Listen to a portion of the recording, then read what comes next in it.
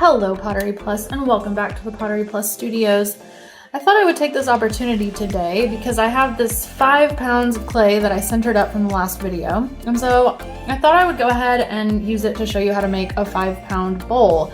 I've got a video on here that I've showed before how to make a bowl, but it's different when you're working with 5 pounds or 10 or, you know, sky's the limit, however big of a bowl you wanted to make. So, in my other bowl demonstration video, I think I was using like 1.5 pounds. So I was mostly able just to use my fingers to open and form the bowl, but it's gonna look a little bit different when you get into larger amounts of clay. So I thought I would just go ahead and show you that instead of just putting this in my scrap bag. I thought, well, let's see if we can make a large bowl with it. So I'm bringing you along for the ride. So I've already got it centered, but I'm just taking care of this little, I've got like a little hump in the middle. So I definitely want to take care of that before I get started on my bowl. And that's pretty good. It's not completely flush across the top, but it's good enough that I think I can go ahead and move on to the next step. So with a bowl, one of the most important parts is opening it because we want our bowl to have a round bottom. So in order to do that, our opening has to be angled. So normally when we open a cylinder, we do it like this. We drill straight down. But with a bowl, remember, we want to kind of open it like drilling down to our deepest point of the bowl and then kind of angling the opening out like that. So let me show you what that'll look like with kind of getting into a little bit of a bigger amount of clay. I know 5 pounds is not massive or anything, but it is a lot different than 1 pound or 2 pounds. So I'm gonna kind of start by pushing down and just kind of keeping my fingers a little bit angled. I'm just gonna kind of like start my opening. Like I'm not fully going in yet. I just want to kind of get like the depth of it set. And then I can kind of start moving some material out. So again, just kind of going down and at an angle with my fingers, making sure to keep an angled opening the whole time. If you notice that it starts to get flat on the bottom, you can kind of take some clay from above and push it down and sort of reinforce your angle like in a motion like that. Okay, so with a bowl this size, I know I'm going to want to trim a foot into it. I'm done throwing and it's leather hard, so I want to leave myself plenty down there to do that with. I'd say I'm going to go down just a little further, but that's pretty close. Don't need to do too much more. A little bit further, and then we're going to call that good. Okay, so that's a good start.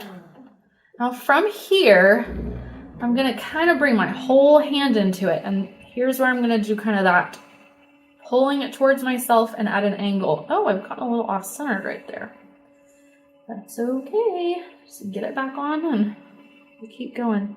And friends, I know this can be kind of troubling, but I usually just keep my focus on my opening, and then I can take care of that later. Oh, I'm getting the shakes today, you guys. Oh my gosh, I'm so out of shape. But you know what?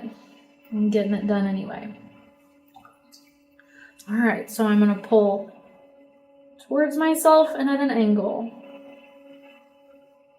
You can see how my opening is nice and round.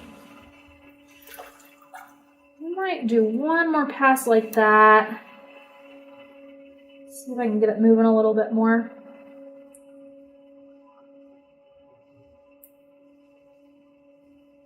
Okay. So I think my hands are only going to be able to do so much for me here. So I'm going to move to a different technique. Ooh, potters, I haven't done this in a while. It's where you put your fist in like this and push. So let's try it. Let's see if that can get this opening moving a little bit faster.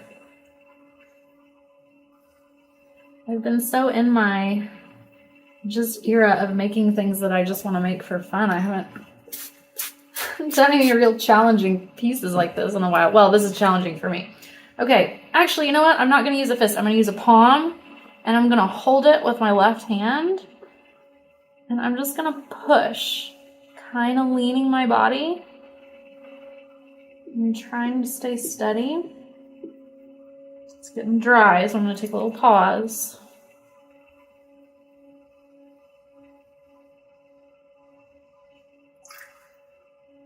And I'm gonna try that again, just starting from the bottom, pushing up and at an angle. Yeah, I think that's working pretty well. Might need to be refined a little bit, obviously, but that got some motion going for me that I was having a hard time getting with just my hands.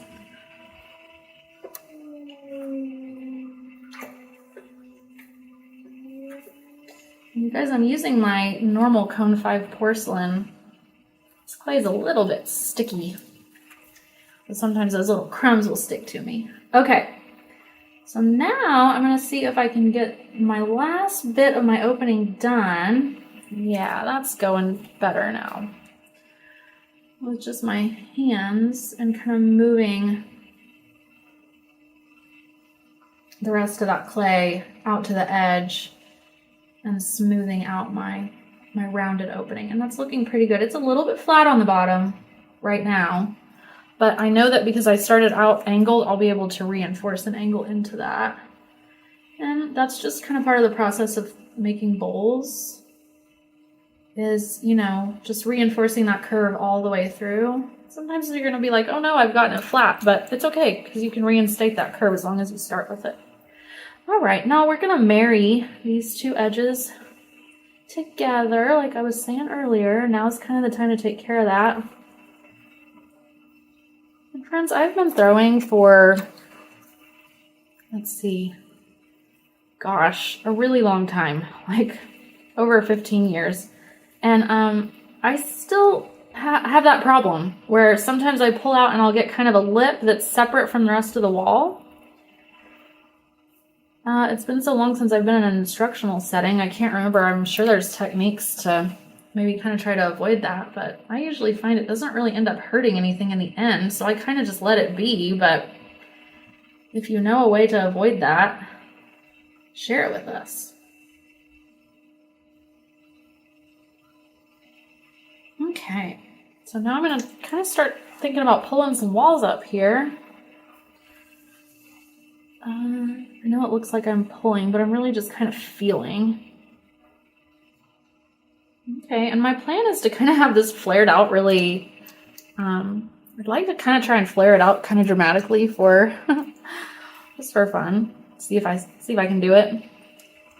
Remember how to do it. So I'm going to need to kind of give it some good pulls in order to make that happen. So I'm going to come in. It's kind of tricky doing a pull with a bowl because like with this part of your hand, because of that angled opening, you don't have like one particular part to grab onto. So I kind of start where I feel like there's bulk and I push in, and that's how I kind of start my pull up with any size bowl really. Okay, that went pretty good. Got some movement out of it. I'm not mad about that. I think I'm going to ditch the sponge so I can feel a little bit more. And actually, you know what? I don't think I opened deep enough. I'm going to see if I can do something about that now. And it's kind of a shame because I'm going to sort of shave some clay out of here. But I can tell that where I opened, it's just too bulky. So I'm going to get rid of a little bit of material. Okay, that already looks better, and I imagine it's going to feel better too. Yeah, that feels more, it feels more reasonably thick for me to be able to pull the walls and get them to the right. Well, stretched out enough. Sorry, I'm stumbling over my words so much today, Potters. Okay, so I'm just going to do another pull.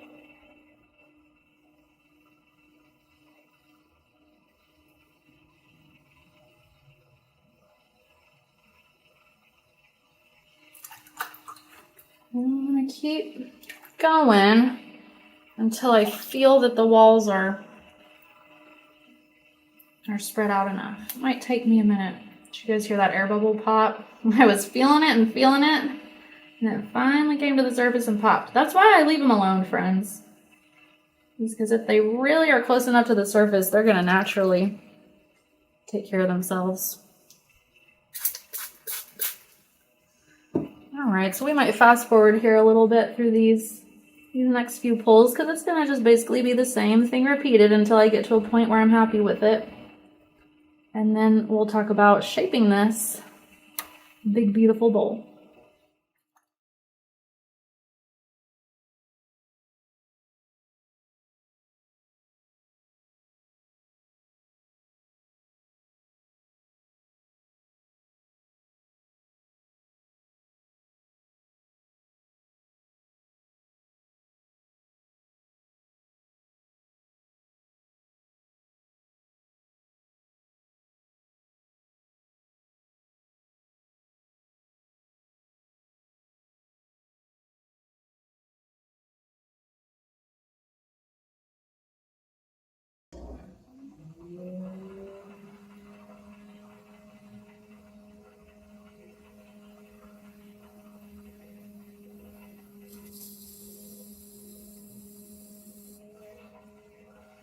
So what I'm doing here, folks, is I'm just going to shave a little off and away of the bottom down here, because it helps me to kind of like see a little bit better if there's material down there that I can still use and pull up into the wall. So that's what I'm doing right now. I know it looks like a trimming step, but I'm not trimming. I'm just trying to get eyes on the base of the bowl a little bit. Because yeah, there's some material down there that I still want to pull up through the walls. So I'll be doing another, maybe probably just one more pull here, maybe two, and then we'll get into the shaping.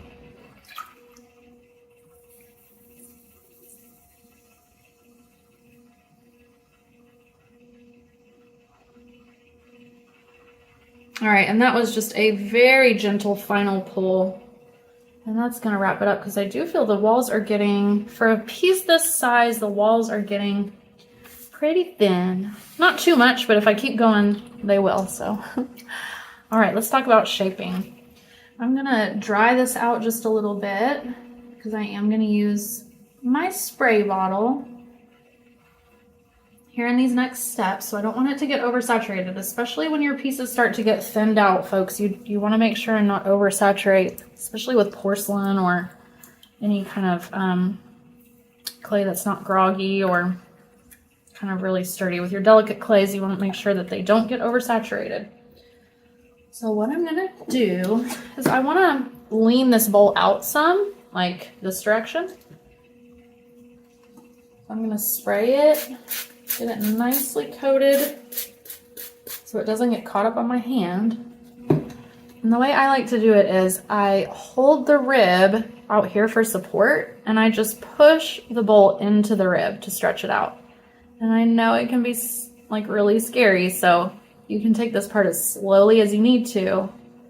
But it's kind of nice because it also will like smooth out the outside of the bowl, because you're pushing it into that rib, which is a refining tool. But yeah, you just use that rib to kind of, and with a flexible one like this, you can bend it into kind of like the curve that you want in the bowl. So you can kind of have some more control with that. Like if you wanted a real straight bowl, you could just keep it straight, or even use something like this as your tool. Or you can make it as roundy as you want with any type of flexible rib. Doesn't have to be a metal one. All right, I'm liking that. I'm gonna do a little bit of work on the inside, because I do want kind of this like uppermost rim to kind of lean out a little bit more for me.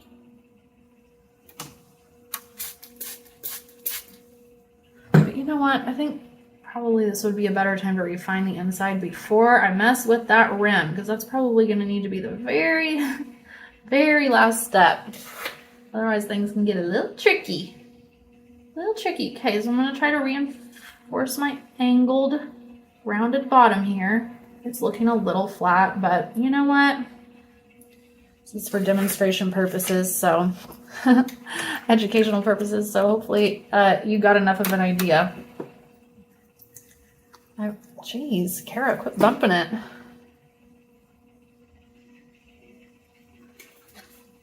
Okay.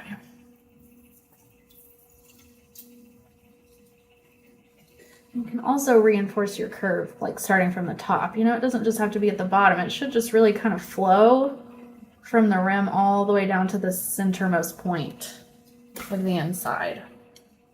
Okay. We're just doing some refining steps here. Now we're getting close to a stopping point.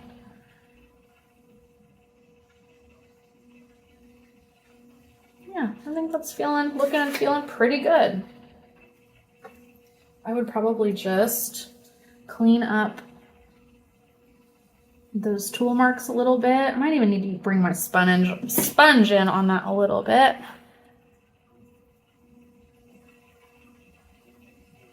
Yeah.